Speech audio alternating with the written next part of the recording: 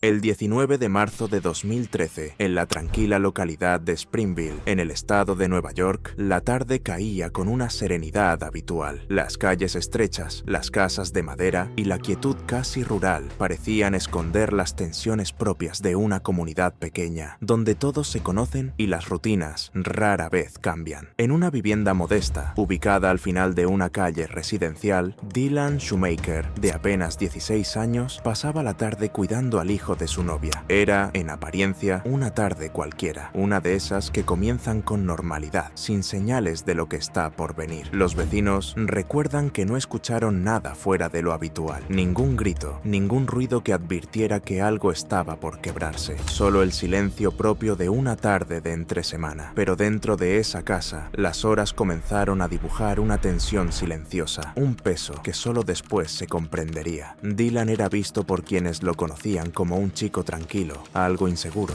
de rostro joven y maneras suaves. Había dejado la escuela poco antes y trataba de ayudar a su novia siempre que podía. Para él, aquel día representaba una responsabilidad importante: cuidar al pequeño Austin, de apenas 23 meses, mientras la madre del niño trabajaba. Según sus propios testimonios posteriores, quería demostrar que podía ser confiable, que era capaz de asumir el rol de cuidador por un día. Pero lo que parecía una simple tarde de cuidar a un bebé terminó convirtiéndose en uno de los casos más impactantes del año en el estado de Nueva York. A lo largo de la noche, llamadas frenéticas comenzaron a encender la alerta. Ambulancias, patrullas y un ir y venir de agentes rompieron la calma del vecindario. La información era escasa y confusa. Un bebé había sido llevado de urgencia a un hospital cercano y la policía iniciaba de inmediato una investigación. Mientras tanto, en una sala fría del departamento del sheriff del condado de Erie, Dylan era interrogado por primera vez. Su rostro, según los agentes, mostraba una mezcla de miedo, desconcierto y algo más difícil de descifrar. Aún no se sabía qué había ocurrido realmente dentro de esa casa, pero los investigadores sospechaban que la noche tendría mucho más para revelar. Hoy, en Crónica Judicial, comenzamos a reconstruir uno de los casos más desgarradores y controvertidos que sacudieron Nueva York en 2013, la historia de Dylan Shoemaker. Una historia donde adolescencia, responsabilidad, tensión y tragedia se mezclaron en cuestión de horas. Esto es solo el inicio. Esto es Crónica Judicial. Para comprender lo que ocurrió aquella tarde de marzo de 2013 en Springville, es necesario detenerse en la vida de sus dos protagonistas. Dylan Shoemaker, un adolescente que intentaba adaptarse a un mundo que le quedaba grande, y Austin Smith, un niño de apenas 23 meses cuya corta vida dependía de los adultos que lo rodeaban. Dylan, con solo 16 años, vivía en una situación familiar complicada. Había abandonado la escuela y pasaba gran parte del tiempo en casa de su novia, Ashley Smith, madre del pequeño Austin. Era un joven que, según quienes lo conocían, trataba de encajar, de sentirse útil, y que veía en Ashley y su hijo una especie de refugio emocional. Sus amigos lo describían como tímido, inseguro y con dificultades para lidiar con situaciones de estrés. Su adolescencia estaba marcada por la inestabilidad y por un fuerte deseo de ser aceptado. Ashley, por su parte, era una madre joven tratando de sostener una vida complicada. Necesitaba trabajar para cubrir gastos, y Dylan se convirtió en alguien que podía ayudarla cuando no encontraba niñera. Él aceptaba sin dudar, asumiendo un rol para el cual, en realidad, no tenía experiencia ni herramientas. Austin, el niño de Ashley, era descrito como un pequeño activo, curioso y enérgico. Tenía menos de 2 años, un momento en la vida en el que todo es descubrimiento y dependencia absoluta. Quienes lo vieron en sus últimos días lo recuerdan como un niño lleno de vida, siempre moviéndose de un lado a otro, explorándolo todo. En aquellas semanas previas al 19 de marzo, Dylan había cuidado a Austin en varias ocasiones. Para él era una oportunidad de demostrar responsabilidad, pero también un desafío que a veces lo superaba. Según testigos y registros posteriores, Dylan se mostraba fácilmente abrumado cuando el niño lloraba o cuando demandaba demasiada atención. La presión, el cansancio y la falta de madurez fueron elementos que comenzaron a mezclarse de manera peligrosa. Los vecinos y conocidos de la familia nunca imaginaron algo fuera de lo común.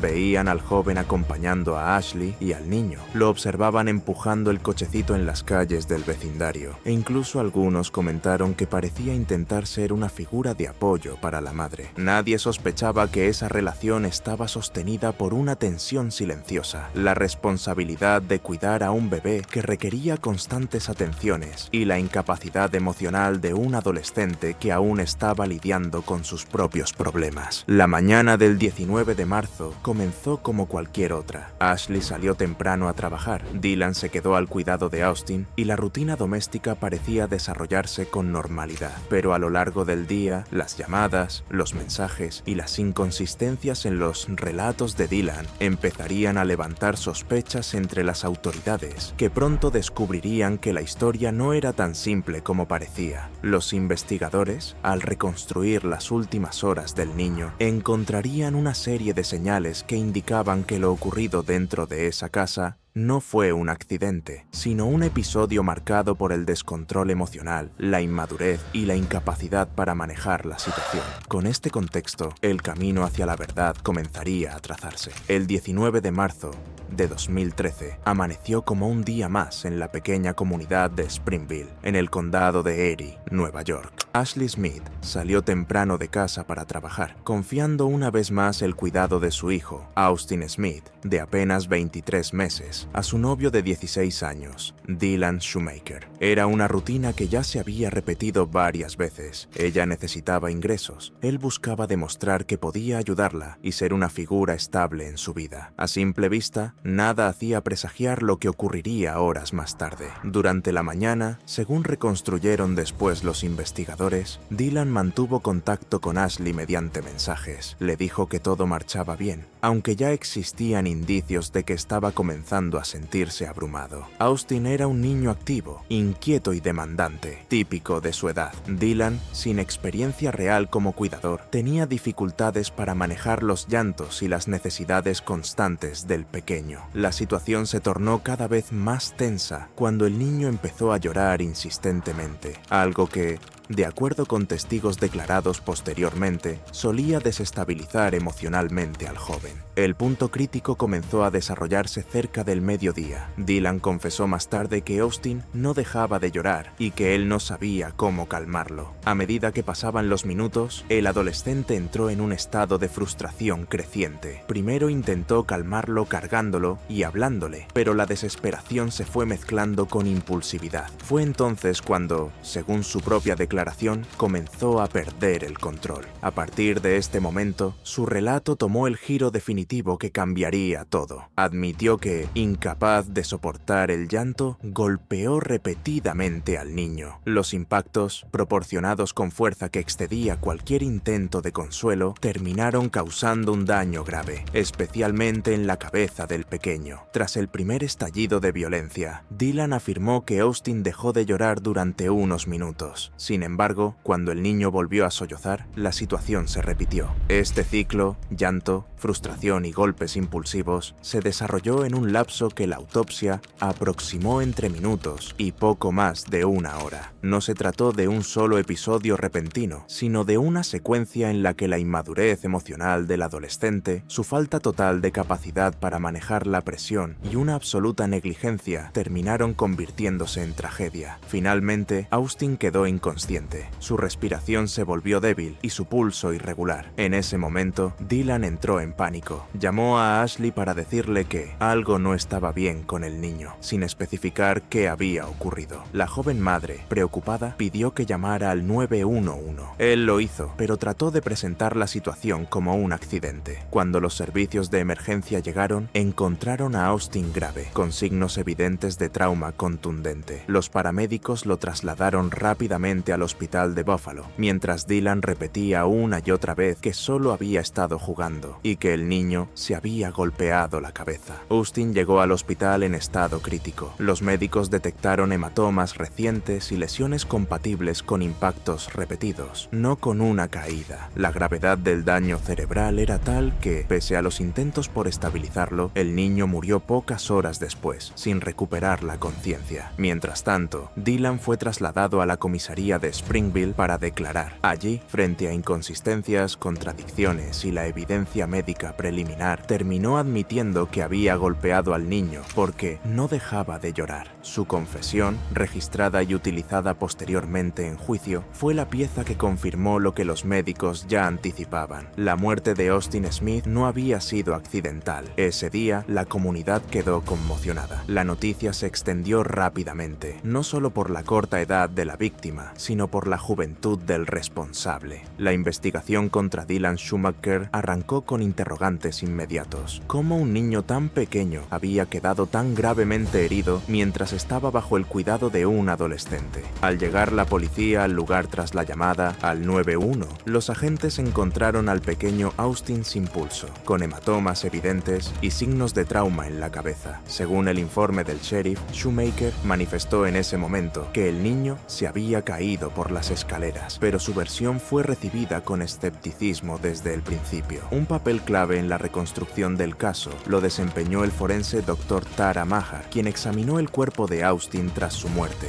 Su testimonio reveló que el niño presentaba lesiones muy severas, rupturas vasculares en el oído izquierdo, hemorragias subdurales y subaracnoideas, evidencia de que el cerebro había sufrido lo que se conoce como lesión axonal difusa, un tipo de daño asociado a impactos violentos, no compatibles con una caída accidental. También detectó múltiples contusiones y abrasiones en la cara, el torso, el cuello y el cuero cabelludo, pruebas que apuntaban a varios golpes dirigidos. Los investigadores cruzaron su análisis médico con otras pruebas clave. Schumacher envió mensajes de texto esa noche mientras ocurrían los hechos, lo que demostró que no estaba aislado ni totalmente concentrado en asistir a Austin. Según la apelación, estos textos evidenciaron cómo él continuaba enviando mensajes sociales mientras los golpes se producían, lo que reforzó la idea de que su agresión no fue un impulso momentáneo, sino un comportamiento intermitente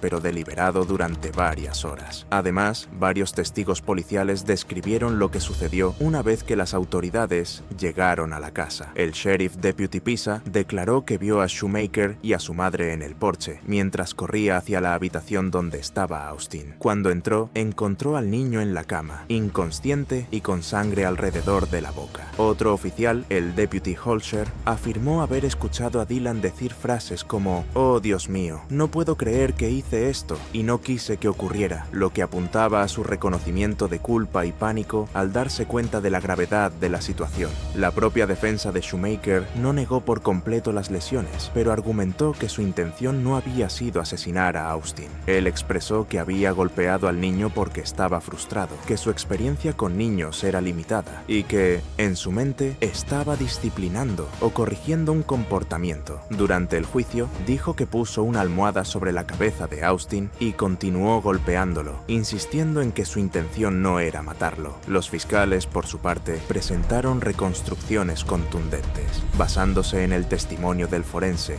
y en los mensajes, argumentaron que Schumacher actuó con la suficiente intención para causar un daño irreversible. El jurado escuchó cómo los ataques se repetían, cómo él mismo reconocía haber agredido al niño varias veces, y cómo no buscó ayuda de inmediato cuando Austin dejó de reaccionar. En el plano legal, la apelación también trajo al debate otras cuestiones. Schumacher alegó que no había sido tratado con un buen abogado, que su detención y sus declaraciones habían sido injustamente utilizadas y que se violaron sus derechos procesales. También cuestionó la forma en que se manifestó evidencia de hechos previos, como una pelea con la madre del niño antes del incidente o inclusión de ciertos testigos. Finalmente, en su apelación, el Tribunal de Apelación, Appellate Division de Nueva York, evaluó toda la evidencia, el testimonio del forense, los mensajes de texto, las declaraciones ante la policía y la secuencia de las lesiones. Concluyó que la prueba era suficiente para demostrar que Schumacher tenía la intención natural de sus actos y que el veredicto del jurado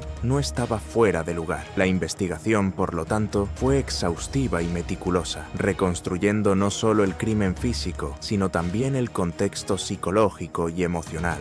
Gracias a la combinación del testimonio médico, el análisis forense y los datos digitales, los investigadores pudieron vincular los daños del niño con la conducta repetida de Schumacher aquella tarde y construir un caso sólido para llevarlo a juicio. El juicio contra Dylan Schumacher se llevó a cabo a finales de 2013 y el 9 de diciembre de ese año, un jurado lo declaró culpable por asesinato en segundo grado, tras deliberar pocas horas. Durante el juicio, la fiscalía presentó una reconstrucción de los hechos, respaldada por el examen forense, que identificó lesiones graves en la cabeza del niño, compatibles con múltiples golpes y un daño cerebral severo, no con un accidente. También se destacó la inconsistencia de Schumacher. Mientras ocurrían los golpes, enviaba mensajes de texto, lo que para la fiscalía demostraba que no estaba completamente concentrado en el cuidado del niño, sino actuando en ciclos de agresión y normalidad. El juez M. William Boller, al imponer sentencia el 10 de enero de 2014, le aplicó la pena máxima por el cargo, 25 años a cadena perpetua en prisión.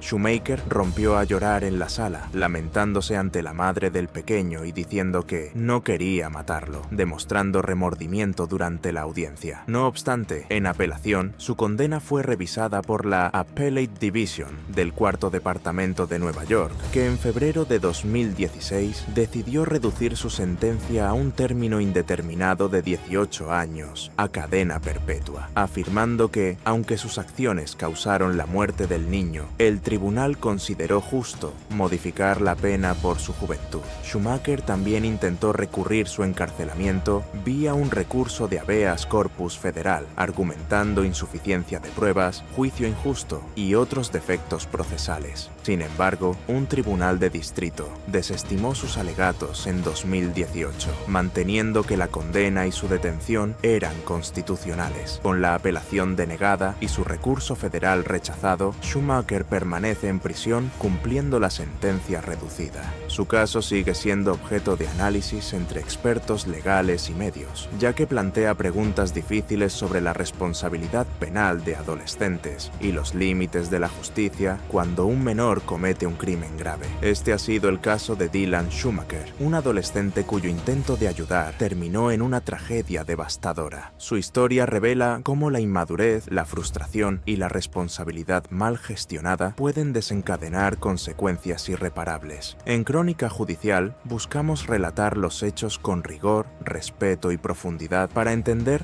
no solo lo ocurrido, sino también los mecanismos judiciales que siguen después de un crimen tan impactante. Si te interesa conocer más casos reales como este, de crímenes, juicios y decisiones legales, suscríbete al canal y activa la campana de notificaciones para no perderte nuestros vídeos. Déjanos en los comentarios tu opinión sobre este caso o sugiere otro crimen que te gustaría que analicemos. Gracias por ver Crónica Judicial. Aquí la información es clave y la justicia siempre importa.